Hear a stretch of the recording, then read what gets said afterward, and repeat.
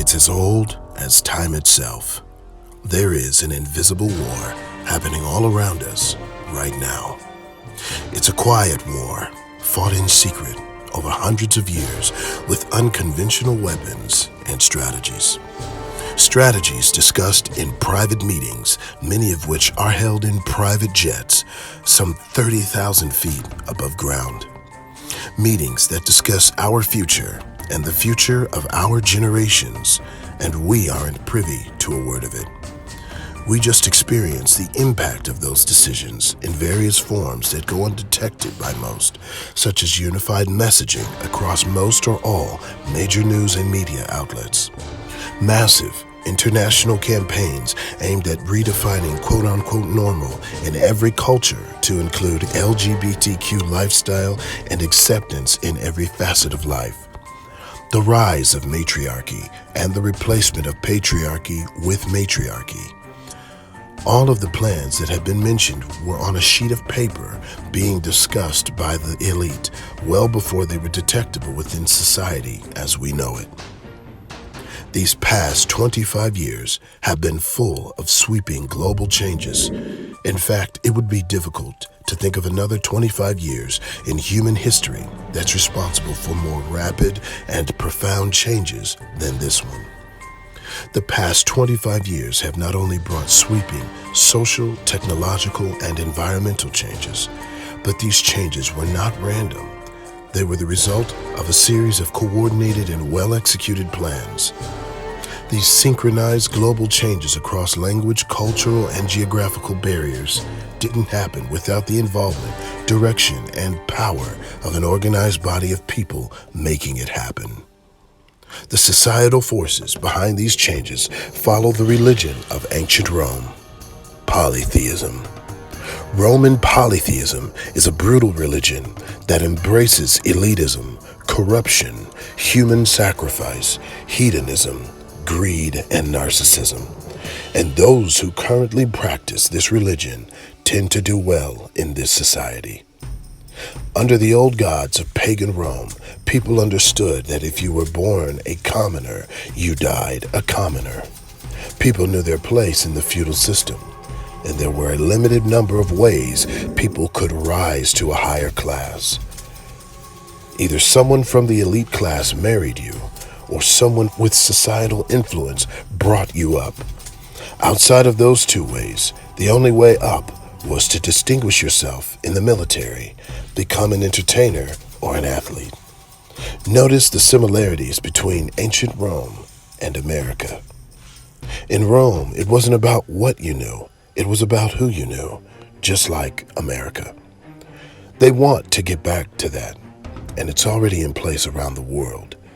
The ones who are getting the record deals, the promotion, the contracts, the votes, they are either born elite from old money, or they were chosen to come up after being initiated into the new world order of global polytheism under the rule of their king, Saturn.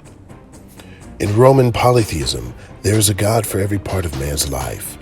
A god of war, a god of love, a god of wisdom, a god of mischief, a god of wealth, a god of entertainment, and they believe it was more peaceful then because everyone was represented and there was true order.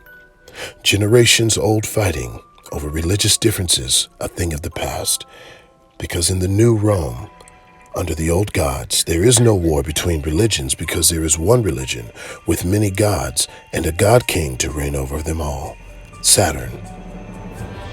Back in the ancient pagan Roman Empire, rule was generational, and those who held the highest positions were believed to be divinely appointed.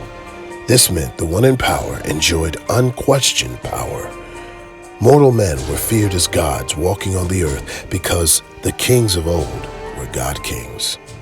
The secret society of the global elite believed the world went off course when Constantine changed pagan Rome into the Holy Roman Empire. This decision caused the global fall of polytheism and simultaneously initiated the global rise of monotheism. The monotheistic religions of Judaism, the followers of Yeshua, and Islam exclude too many people and cause too much division in the eyes of the secret society of the global elite, who think they know best for the rest of us. Monotheistic religions don't morph to reflect the nature of the masses that serve them. Judaism excludes those outside of the bloodline of Abraham. Islam has made many enemies around the world in recent history. The religion of those who follow Yeshua condemn too many as sinners. The secret society of the global elite is going to change all that in the new global Rome under the old gods. Just like in the year 538 AD, when Rome officially transitioned from pagan Rome to the Holy Roman Empire, the elite are about to switch the religion of the world. The greatest lie ever told is about to be told on a global scale. The elite are going to try and hijack control of the world and serve a god of their own making, Saturn, also known as Kronos. In order for individual people to have a global impact such as this, members of the secret society must hold or control key positions of influence at every level in key nations, capable of acting on behalf of the secret society around the globe as one.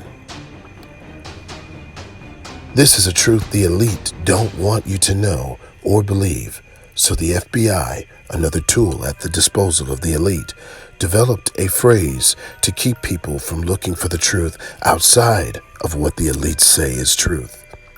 The phrase is conspiracy theory. That word probably brings up thoughts of Bigfoot, UFOs, Loch Ness Monster, and so on, and that's by design. It was designed by the FBI to cause you to dismiss the new information you're being given as ridiculous, just like Bigfoot. And speaking of UFOs, how convenient that the Pentagon is scheduled to acknowledge and present documented evidence of UFO activity at some time in June of 2021. Do you see what they're setting us up for? The occult has been quietly waging a cultural and religious war for the right of the consciousness of all the people in the world. That's right, folks. The grand prize is your mind. The members of the secret society of the global elite want to become your gods, just like they would have been if these were the times of ancient Rome, where myth and lore replaced fact and reason, where men were revered as gods and the children of the elite were demigods. The secret society of the elite built the infrastructure right around us, right under our noses, and we didn't notice. We didn't notice the worldwide tradition of the keeping of the Olympic Games, an ancient pagan tradition in honor of the gods that started in Greece, another pagan nation, and continued in Rome. What brings the world together more than the Olympics? The elite of ancient Rome directed the puppet celebrities of the mainstream society in Rome to cause the populations they held influence over within the empire of Rome to become hopelessly vain and obsessed with glorifying athletes, entertainers, and warriors, just like America.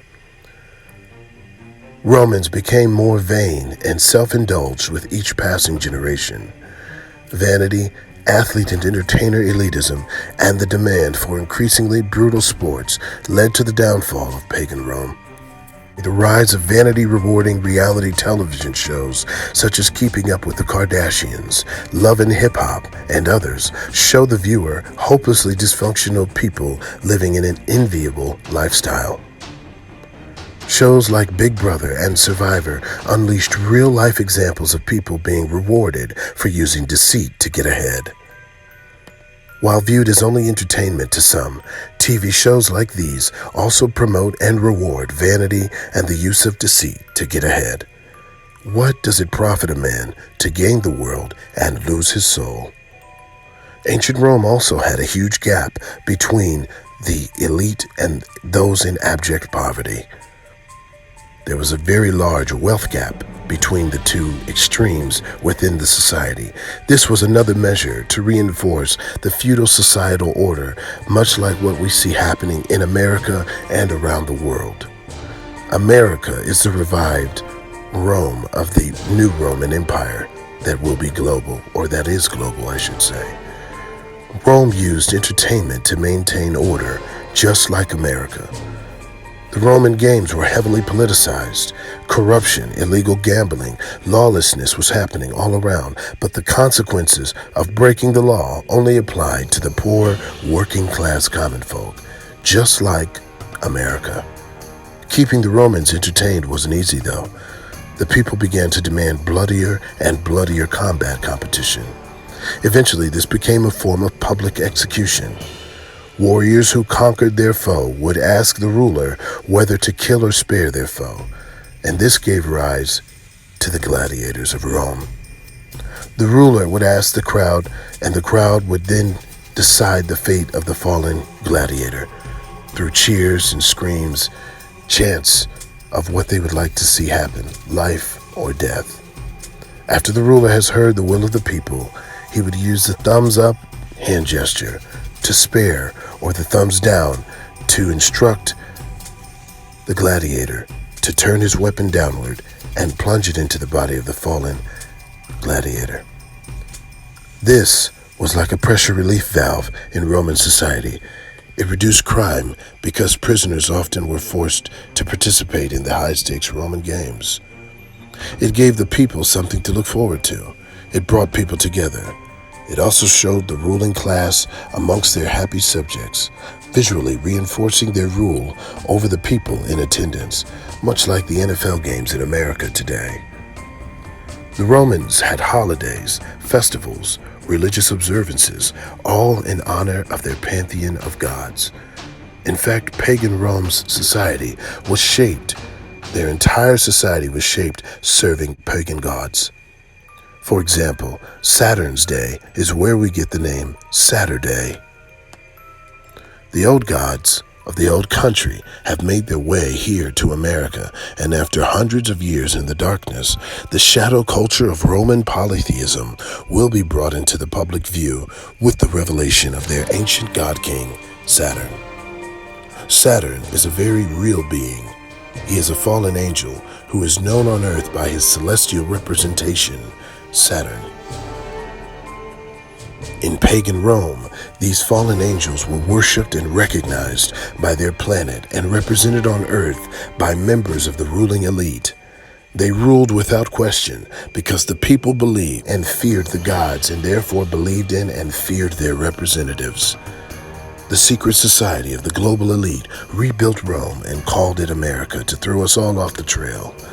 But the God of truth, justice, peace, wisdom, and love has seen all that they have planned in private and given it to us so we can know two things. Yeshua reigns above all, and he's coming to take back the earth and establish a righteous, unending kingdom forever.